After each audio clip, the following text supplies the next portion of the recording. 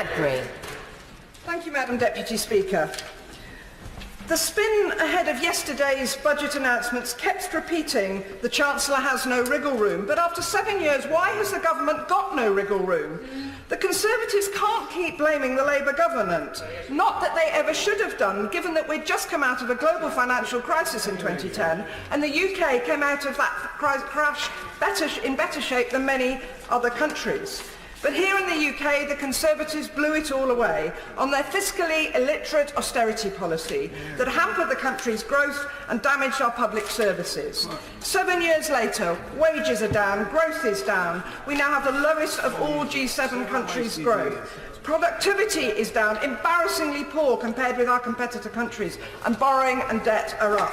And yesterday we saw further downgrading of growth projections and of productivity, thanks to the disaster that Brexit is to our economy. In 7 years, cuts have had to be made to virtually all our public services, and there are deeper cuts still to come. And Madam Deputy Speaker, over 80% of the burden of those cuts have fallen on women's shoulders. And what of the little titbits the Chancellor has dropped in on welfare benefits, on housing and other public services in yesterday's budget? Madam Deputy Speaker, big headlines but small beer. Now, due to the pressure of time in this debate, I'll address my remarks to just a few of the Chancellor's proposals. On housing, I believe the policies need to be evidence-based. All policies should be evidence-based, but never are they less so than in the bit in the Chancellor's Red Book about housing. It says the government is determined to fix the broken housing market and restore the dream of home ownership to a new generation. Fine, Madam Deputy Speaker, but in my constituency in West London, many people just dream of having a home, let alone owning one.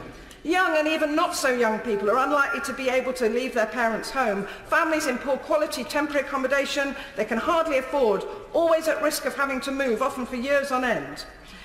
No hope for them. Then the Chancellor correctly goes on to state the average house prices in London are 12 times the average worker's salary.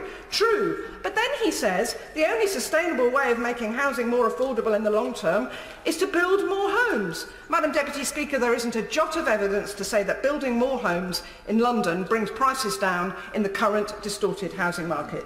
But even if it did, shaving a few thousand off the asking price of a new home won't help my constituents earning less than £100,000 or without the six-figure deposit from the bank of mum and dad. The Chancellor is expecting to provide at least 25,000 new affordable homes through the Affordable Homes programme.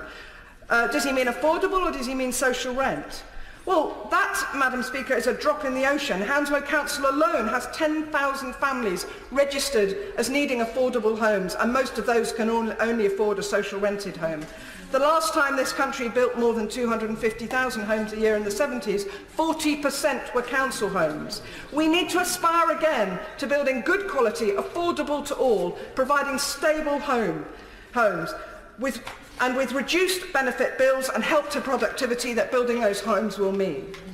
The Chancellor's Red Book says councillors will need support to ensure homes get built as soon as possible. Well, if the Chancellor is serious, there needs to be a monetary figure to that, and he can start by lifting the borrowing cap applicable to all authorities without them having to go through as yet unspecified hoops to be allowed to invest in new council housing, and also give them the ability to reinvest receipts from council house sales in building new council homes.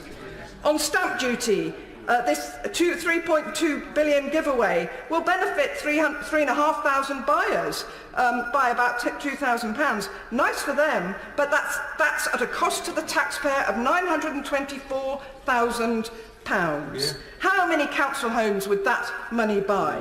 It puts prices up for struggling first-time buyers, it benefits those already on the housing ladder, and it won't help anyone earning less than £150,000 in West London.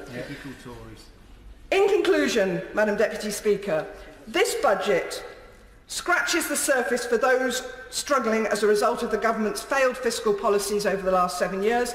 It does nothing for those on low wages or in insecure and zero-hours contracts, nothing for those who need a substantial growth in council house building, nothing for our councils and other local services, nor for those who work in them. Madam Deputy Speaker, the Chancellor bought little or nothing for the many and took nothing away from the few.